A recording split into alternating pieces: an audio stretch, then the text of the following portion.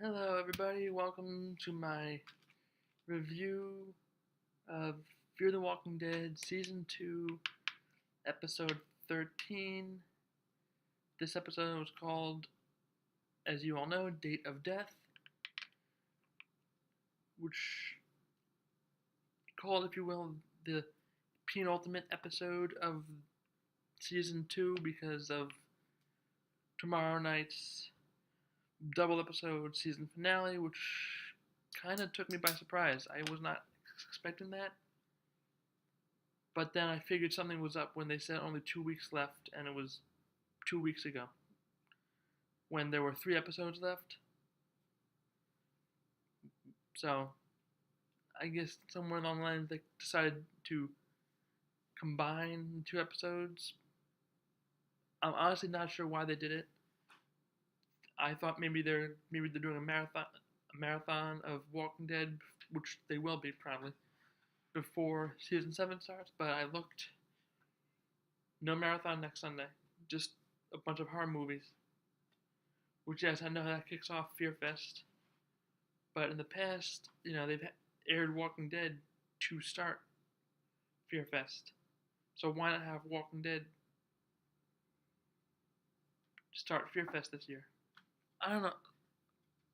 Maybe they got started filming late, or maybe they anticipated Fear to go longer, and they overshot it with The Walking Dead being on the 23rd. That's what I have a calendar here. That's how many weeks from this Sunday? This is tomorrow will be the second. 3 Sundays from tomorrow. 3 weeks. So 3 weeks after Fear the Walking Dead ends, Walking Dead starts.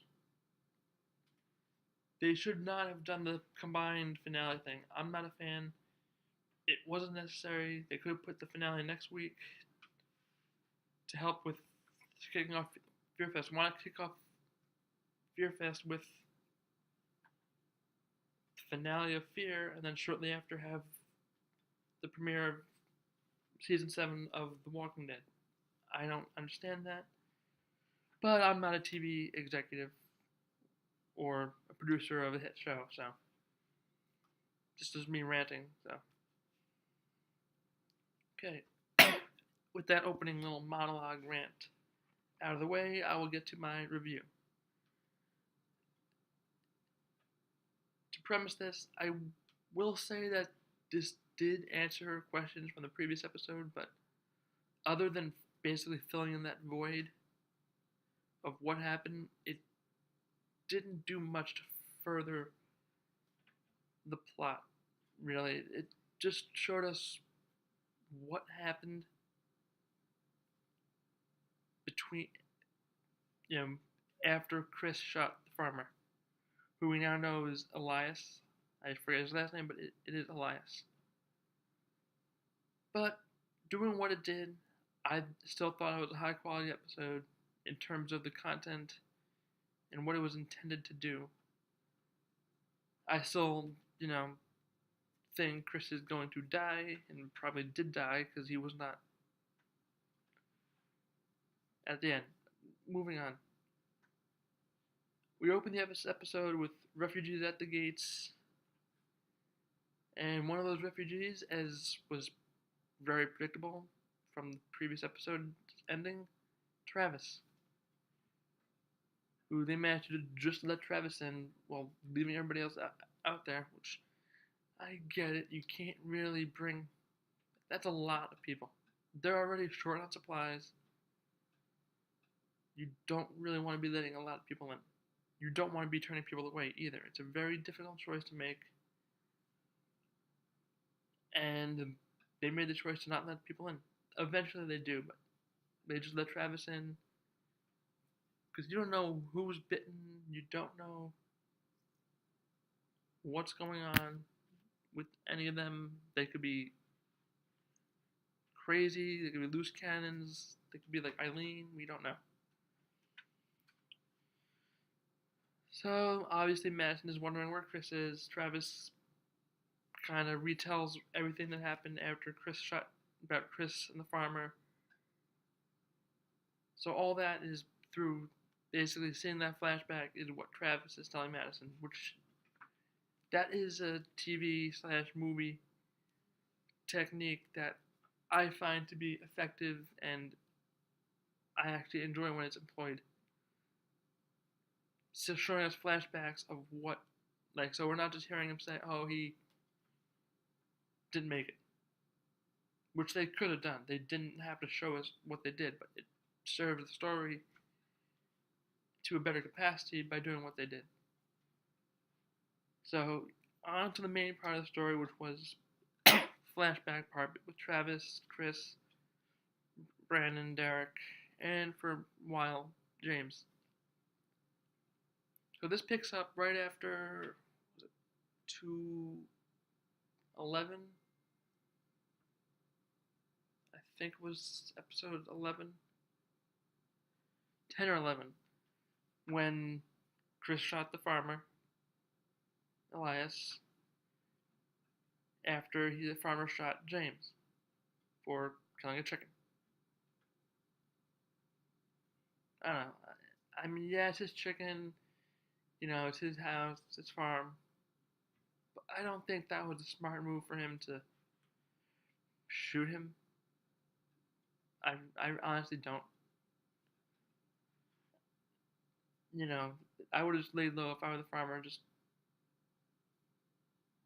don't do anything crazy, which he did. But moving on, Travis helps to stitch up James, and obviously advises rest. Yeah, he should rest. But obviously Brandon and Derek and Chris want to move on as soon as possible.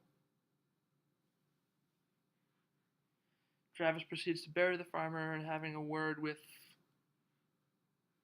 Chris. Chris does not have any remorse for what he did. He doesn't see any good or any bad. He just sees him. This is what we have to do now.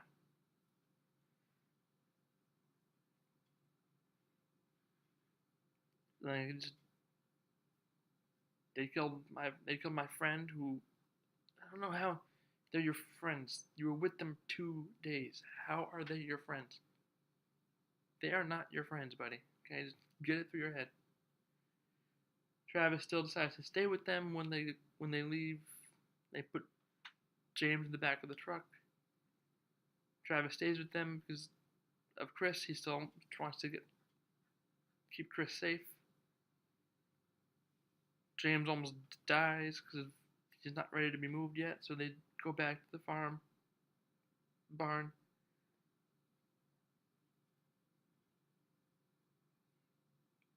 Brandon thinks he's James' dead weight because they did have a friend who was bitten, which it was kind of it was smart for them to put him down.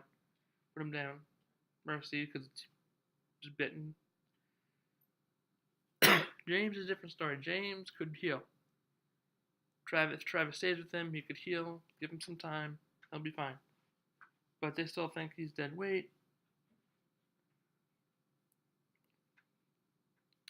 Brandon kills James after Chris pretends to have a little heart-to-heart talk with Travis, but he just betrays his dad and gets his gun, and Brandon pulls the trigger. Which was predictable of Chris. He seems to value Brandon and Derek more than he values his own father. Which, if I were Travis, I would just cut ties with him there. Like, you're on your own, Chris. Bye. I wouldn't just let him go. He wants to go with a group of strangers who he thinks are his friends, and he thinks this is how he adapts. Let him. You know, he clearly doesn't want your help, so just let him go. I know you're doing what Liza wanted, keeping him safe, doing your best, but there's only so much you can do. Chris thinks he's adapting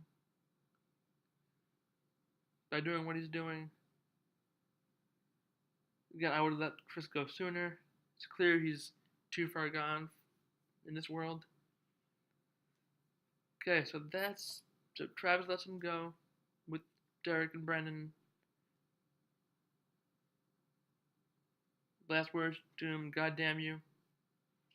You know, it's not nice that those were his last words, but honestly, doesn't matter. Chris is gone anyway. Back at the hotel, they let the refugees in. They really had no choice. They're gonna end up dying or breaking down the fence, or climbing over the fence even. But you don't want that. You want to keep people safe. You want to keep them happy, so you leave them. Let them come in. They don't have a lot of supplies, so that could be a long-term problem. But they did the right thing, I think. At this point, let them in. At the very end, Brandon and Derek arrive at the hotel, and Chris is not with them. Did Chris try and kill one of them, and they killed him? Did Chris go off on his own, get himself killed? I don't know. I think Chris is dead or maybe captured. Maybe they ran into the Narcos group. I don't know. But that's gonna do it for this episode. As far as I can remember, there were no infected kills this week, so I cannot do that for you this week. So, sorry, no kill of the week. The top 5 moments. 5 is gonna be Chris thinking he's adapting and still going with it with the strangers. Derek and Brandon. 4, Chris showing no remorse for what he did, which further proves that he's too far gone. 3, Brandon killing James. That moment shows that they really don't care. If you can't contribute, you're no matter what, whether you can heal or not, you're dead weight and you're gone. 2, Chris's betrayal of Travis. And 1, the ending with Brandon and Derek at the hotel gates without Chris. I'm going to give this one a 9 because I enjoyed it, but I don't think it's on par with most of the episodes this season. But that's going to do it for this, and I will have it's all be a dual predictions for episode 14 and 15, the double episode season finale, which airs tomorrow, and I will have that up shortly after this. There's no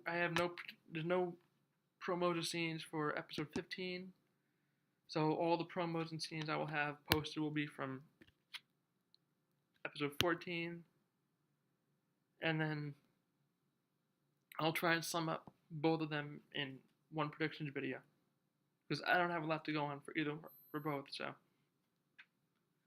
that's going to do it for this video. I've gone on quite a bit, and I've covered everything, so I will see you in my predictions video for tomorrow's finale, and then I will try and review the finale as soon as possible, both episodes 14 and 15, and give my thoughts on them.